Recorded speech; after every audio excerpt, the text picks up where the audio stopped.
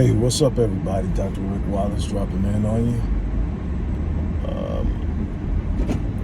I don't think I'm gonna be long, but I do feel the need to talk about or address something. Somebody came to me this weekend asking about different people that I've spoken out on, and recently one of them resurfaced. And while you tend not to want to give attention to people that you know are spewing poison, some people you got to be real leery of and address, because the angle they come from is trickled and sprinkled with truths, and it can be very deceptive. And so one person asked me specifically about this person here, and they just resurfaced because of some issues going on with China that aren't new. This has been an ongoing thing. Anybody that understands geopolitics will understand what China's been up to and the dynamics. But they asked me, why don't you like Candace Owens? She talks about a lot of good stuff. She shares a lot of good truth. And it's for the same reason there are a number of other people that I don't like that speak truth in one way or another, but their intent isn't good. And they are deceptive and disingenuous about what they're talking about. And I answer the question in this exact way. I don't like Candace Owens because she's too damn smart to be that damn dumb. And I'm like, what do you mean? I say, listen to her articulate her point. I mean, she goes into great detail explaining the geopolitics at play, the dynamics of global economies at play, the things that China has been doing for years, goes into great detail. But if you pay very close attention to it, it is a direct Republican narrative. And it doesn't mean that all the narrative is bad. It just means that it has a specific angle and a specific purpose in mind. And my problem is someone that intelligent can turn right around and say, there's no racism in America, that we are not experiencing racism, that blacks need to cut it out, that blacks are the only people complaining and thinking that they deserve something. And then she pisses on Juneteenth. Now, don't get me wrong. I don't believe there's any value whatsoever in having Juneteenth labeled a federal holiday. What I do see is a bunch of non-black entities capitalizing on it by selling merchandise and a bunch of other things already. And guess who's buying that crap? We are. So I don't think that the federal holiday thing, not only is it not something of tangible and intrinsic value, I think it's a negative thing. I think that it's just another way to commercialize something that we stand for and we believe in, to capitalize off of our passion and our love for it, and our lack of understanding of how we're actually being manipulated and exploited. So no, I don't believe in that, but I do believe that it's something within to celebrate, because that was a defining moment in the history of slaves, specifically in South Texas. So I think that what we were doing up until this point, I had no problem with it. It's symbolic, and it belongs in the place of a symbolic practice, and it should have something that puts a thrust upon us to do more, to become more. But my thing is, she pissed on it and called it stupid, called it a bunch of other things, and then she has from day one said that we were stupid for standing up for George Floyd. And she pointed to the man's background as if it qualified him or made him susceptible and vulnerable legally to be murdered by a police officer. We're going to totally ignore the fact that he had did absolutely nothing, because even the thing that they were called out for, a alleged counterfeit $20 bill, turned out to be a legitimate, actual, real $20 bill. So the police shouldn't have been called, and when they were called, they had no means to arrest him because the bill was legitimate. If it would have been effectively investigated the way it should have been, we would not be here. But George Floyd had did nothing to deserve what he did. His past cannot be used as a justifying mechanism for hurting or harming or killing him. But yet she finds a way to do that. And anytime we stand up for anybody who doesn't have an immaculate record, we're stupid. Well, whites have been standing up for their own, regardless of their record, from day one. It's a code, their own code. It has nothing to do with morality. It has nothing to do with ethics. It has everything to understand that this is a racial caste system and you have to be on code.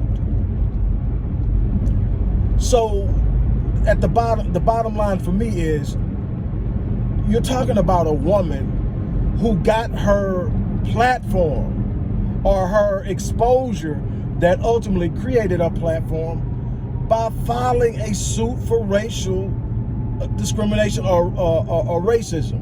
She was supposedly assaulted or threatened to be assaulted by several white boys. I think she was like 17. That put her in the national spotlight. And now all of a sudden, she couldn't get any traction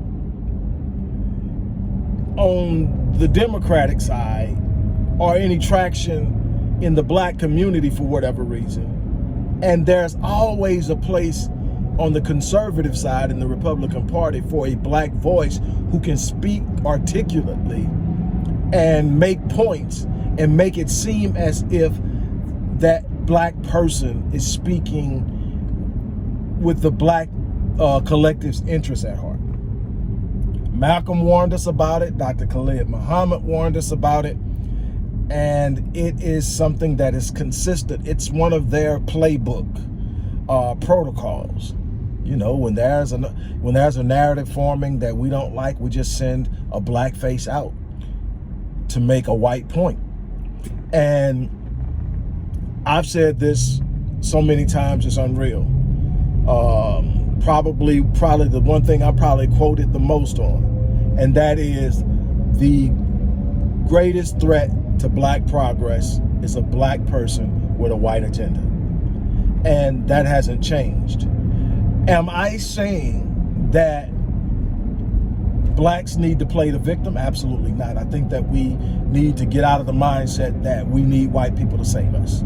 I think we need to get out of the mindset that we need Democrats or Republicans to see what we're going through, and we need to convince them that we're not being treated fairly and they need to do something about it. No, we need to do something about it. We need to make ourselves a force to be reckoned with, so that we're felt economically, so that we're felt within the movement of the social system and the economic system, so that we have a leverage arm through which we can make demands. You cannot make demand where there's no leverage arms. We keep appealing to morality when the truth is just simply that this country was never built on morality. Now it uses morality to position itself in a geopolitical environment and on a global level. It uses this idea that it is the moral compass and the moral captain of worldwide affairs, so that it can meddle in the affairs of others and loses its freaking mind when others start to meddle in its affairs.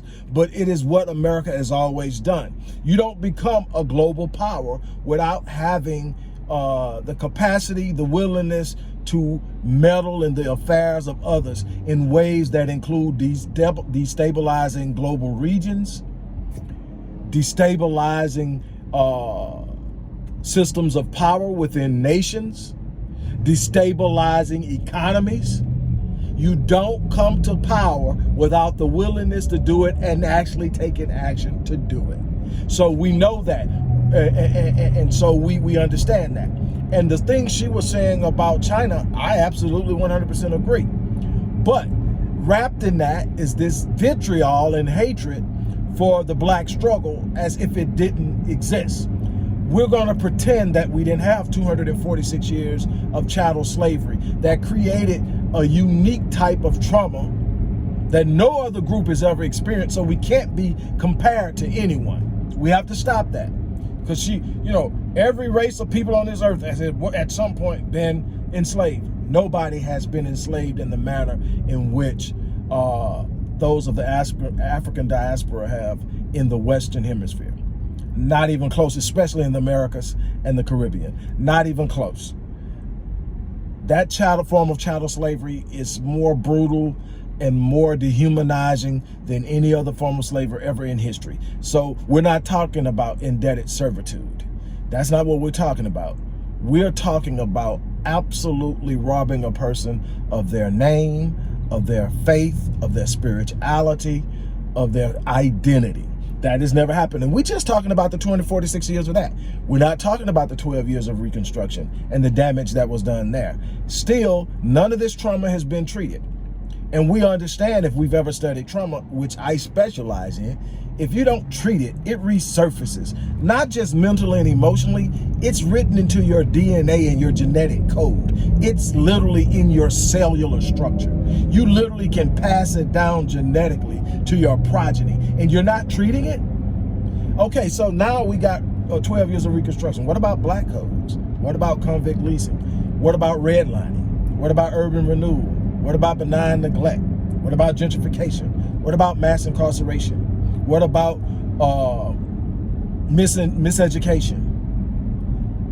All of these things still exist. There are multitude of the studies that reveal that we're still dealing with it. Michelle Alexander did a great job in the New Jim Crow, in her writing of the New Jim Crow, to explain how the system has evolved.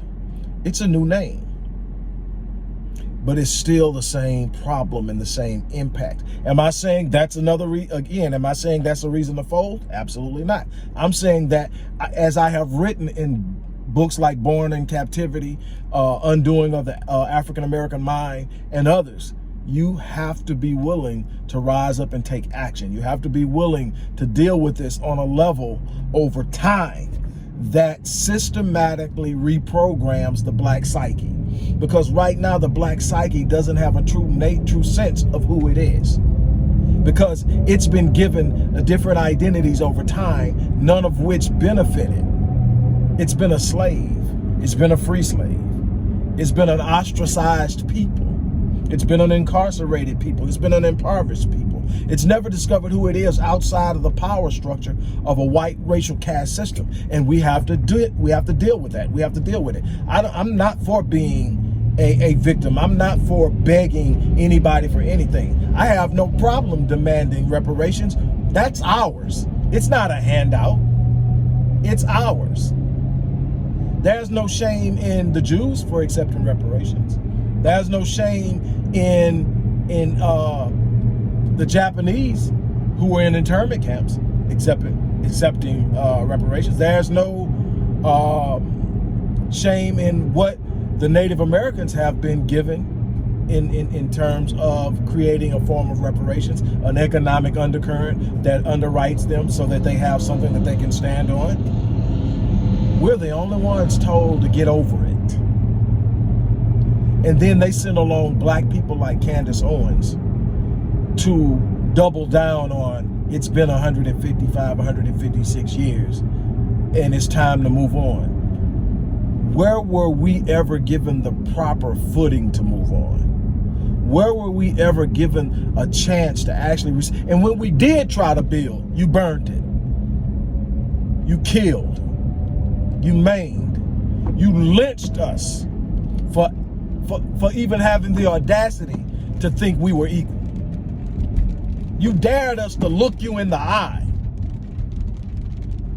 And if we did, we were being disrespectful, and that alone was worth lynching, castrating, and burning us. And somehow we don't have a right to be upset and demand something. And then you send chicks like this and men and other men alone to sit up and make arguments that is foolish for us to expect or demand something. Whether we get it or not is one thing. Whether we have a right to is totally different. And my thing is, that's why, for the people who ask why I can't stand Chick, that's why. Because she's disingenuous. You can't be that smart to articulate everything you're articulating and completely sit up and say you don't see all of this stuff happening over here. You cannot. You cannot. I'm not saying that she doesn't make valid points at times. I'm not one to sit up and dismiss messages because of the messenger. I've told you that before. One of the biggest mistakes we make is that we get to where we don't like people and we can't hear. They're speaking something, we can't hear it because we don't like them. I listen because there may be something you're saying that I don't know. But at the very least, you may be saying something and I can go research it. You still may be wrong, but you sent me to a place I wouldn't have went to if I didn't listen. Oh boy, there go the rain. But I'm almost done anyway. So that is where I'm at. That's what I'm saying. The reason why I have such a disdain for her is not because we share differences of opinion, but because she's disingenuous. Because, there's some people that actually believe what they're saying.